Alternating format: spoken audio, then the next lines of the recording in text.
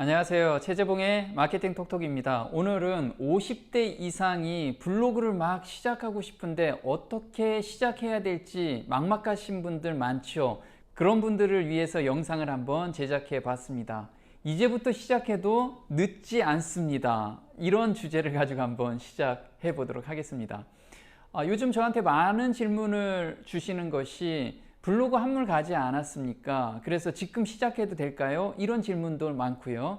그리고 제 나이가 현재 50 넘어서 60 넘은 분들이 전화가 와서 지금 해도 늦지 않을까요? 그리고 제가 블로그 글을 한 번도 써본 적이 없고 그 다음에 어떻게 타이핑을 하는지도 잘 모르겠다는 분들 굉장히 많습니다. 그런데 지금 블로그를 해야 될지 말아야 될지 이 고민의 해답은 무엇이냐면, 고객이 몰려있는 곳에선 저희가 마케팅을 해야지만 매출이 올라온다는 그 사실만 아신다면 답은 분명히 나와 있죠. 네, 블로그를 해야 될지 말아야 될지가 선택사항이 아니고 필수사항이라는 거죠. 그리고 현재 별로 효과가 없다라고 생각하시는 분들도 꽤 있어요. 그런데 지금 전단지 작업하시는 분들도 꽤 있죠.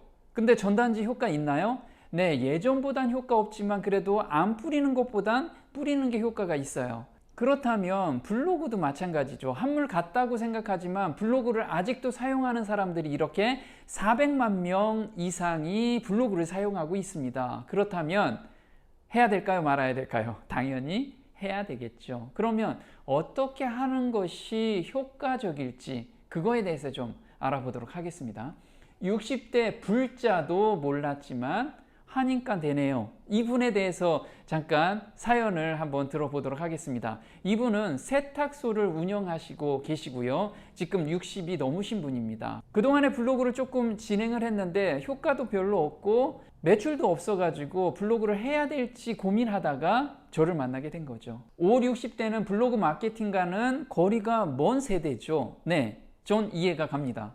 그리고 어떻게 만들고 어떻게 써야 될지 잘 모르십니다. 공감하시나요? 하지만 하지 않으면 안 된다는 것을 피부로 느끼죠. 통계 자료 잠깐 볼까요? 예전 통계 자료지만 물건을 구매할 때 50% 이상의 사람이 블로그 리뷰를 참고한다고 합니다. 물론 지금은 이 통계 숫자가 조금 다를 수도 있습니다. 그렇지만 물건을 구매할 때 아직까지는 블로그 리뷰를 보고 찾아오거나 또 물건을 구매한다는 거, 그것만 잊지 않았으면 좋겠습니다. 그렇다면 어떻게 해야 돼요? 지금이라도 해야지 그 고객들을 잡아낼 수 있다는 겁니다. 자, 후기 한번 볼게요. 지난 1년 동안 블로그가 무엇인지 모르고 가장 기본인 글만 올리다가 유튜브에서 저를 접하고 뭐가 잘못된 건지를 알게 됐다고 합니다. 그래서 교육을 받으러 오신 거죠. 교육을 받고 처음부터 다시 시작하는 마음으로 기존의 블로그를 배운 대로 변화를 주기 시작했다고 합니다. 내 글이 상단에 올라와 있음을 갑자기 확인하게 된 거죠. 이것도 블로그 바꾸고 나서 일주일 만에 이런 변화가 생기기 시작한 겁니다. 아직 늦은 게 아니다 하면 늦었다고 생각할 때가 가장 빠르다는 말이 있듯이 다시 달려보려고 합니다. 자, 지금 고민이신 50대 넘으신 분들, 자, 아직 늦지 않았으니까 시도 한번 해보시기 바랍니다. 이분이 어떻게 바뀌었는지 볼까요? 지금 세탁소를 운영하시는데 이렇게 얼룩무늬를 빼거나 또 손상이 많이 된 세탁물을 관리해 주시는 그런 사장님이십니다. 그래서 이름도 세탁명가입니다. 방문자 130명입니다. 예전에는 20명에서 30명, 1년 동안 블로그를 운영했는데 방문자가 20에서 30명밖에 안 됐다고 합니다. 그런데 교육받고 일주일 만에 130명까지 이렇게 올라갔습니다. 그리고 검색하면 조금 전 올렸는데 첫 페이지 1번에 노출되어 있네요. 그래서 깜짝 놀랐다고 합니다. 이렇게 상위 노출된 블로그를 보고 11건 상담에 5건이 접수가 되었다고 합니다. 그래서 매출이 지금 엄청나게 늘어나고 계신 겁니다. 블로그 한 지 얼마나 됐다고요? 네, 현재 한 달 정도밖에 안 되신 분입니다. 그래서 지금 망설이시는 분들 한번 용기를 내 보셨으면 좋겠습니다. 이분이 어떻게 운영을 했는지 한번 팁을 볼까요? 어떻게 글을 작성했는지 보겠습니다. 사람들이 검색하는 키워드부터 찾아라. 자, 지금 나는 블로그 어떻게 글을 써야 될지 잘 모르겠다. 그러신 분들은요, 본인이 운영하는 아이템 중에서 검색을 한번 해보세요. 자기가 생각나는 단어를 한번 검색해 보는 겁니다. 그래서 이분도 단순하게 이렇게 검색해 봤어요.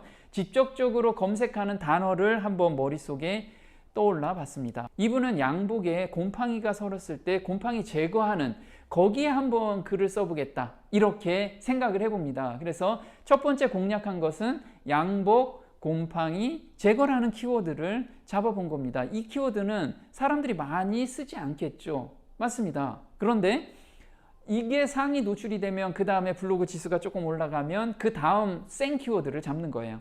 양복 세탁이 좀 더 큰 키워드고요. 그보다 더 큰 키워드가 정장 세탁이라는 키워드입니다. 그래서 키워드를 점점 확장해 가면 하루에 방문객이 갑자기 500명, 1000명씩 늘어나고 매출 문의도 엄청나게 늘어날 겁니다. 그런데 초기 이렇게 적은 키워드를 공략하면 좋은 건 뭐냐면 작을수록 어떻게 해요? 매출 고객이 많이 들어온다는 겁니다. 그래서 조금 전에 예를 봤듯이 이분은 매출 문의가 작은 키워드지만 많이 들어오는 것을 볼 수가 있었습니다. 자, 보시면요. 키워드 무지 중요한 듯 합니다. 글 올린 지 1시간 후에 두 곳 모두 1번에 보이네요. 이렇게 해서 작은 키워드를 지금 잡고 가고 계시고요. 그리고 상위 노출된 걸 가지고 지금 매출 문의가 올라온다는 소식을 전해주고 계십니다. 글 작성은 일과 관련된 일상과 연계해서 써라. 자, 키워드를 잡았으면 그 키워드에서 글을 어떻게 쓸까? 이거 되게 고민입니다. 그런데 우리는 일을 하고 있죠. 다들 어떤 아이템을 판매를 하고 있고 그 다음에 장사를 하고 있습니다. 그러면 장사와 관련된 스토리를 엮어서 글을 쓰면 글쓰기가 아주 편합니다. 그래서 이분도 일과 관련된 일상을 블로그에 쓰기 시작합니다. 예를 든다면요, 양복 곰팡이 제거를 맡긴 고객의 스토리를 쓰게 된 거예요. 그래서 한번 보겠습니다. 이분이 이런 문자를 보내주셨어요. 사장님, 코끝이 찡하게 감사합니다. 저희 부부 바바리 코트를 돌려주셨네요. 젊은 시절 힘들고 무거운 추억조차 아름다운 신혼 때로 고스란히 돌려주셔서 저희 부부 너무 행복했어요. 이 옷은 저희에게 단순한 옷이 아니라 역사이기도 한답니다. 그래서 이분은 지방에서 블로그 보고 찾아오신 겁니다. 그 아들이 찾으러 오셨을 때 이렇게 사진도 같이 찍으면서 문자로 보내주신 겁니다. 그러면 이거 쓸 거리가 있을까요? 네, 당연히 있겠죠. 그래서 이분은 그 양복의 곰팡이 제거하는 과정도 올려주시고요. 그 다음에 고객과 문자로 소통한 내용도 같이 올려드렸습니다. 그러면 스토리가 아주 멋지게 꾸며지겠죠. 그게 상위 노출되면 사람들이 거기에 감동돼서 또 구매 문의가 오게 되는 겁니다. 이렇듯이 블로그는 사람과 소통한다는 생각으로 글을 쓴다 그러면 의외로 쉽게 접근할 수가 있습니다. 네, 오늘 5, 60대 되시는 분들 아직도 블로그 고민하신다면 오늘 영상을 보고 바로 시작했으면 좋겠습니다. 네, 오늘 마케팅 톡톡 도움이 좀 되셨나요? 도움이 되셨다면 구독 신청 꼭 해주시고요. 다음 시간에 또 뵙겠습니다. 고맙습니다.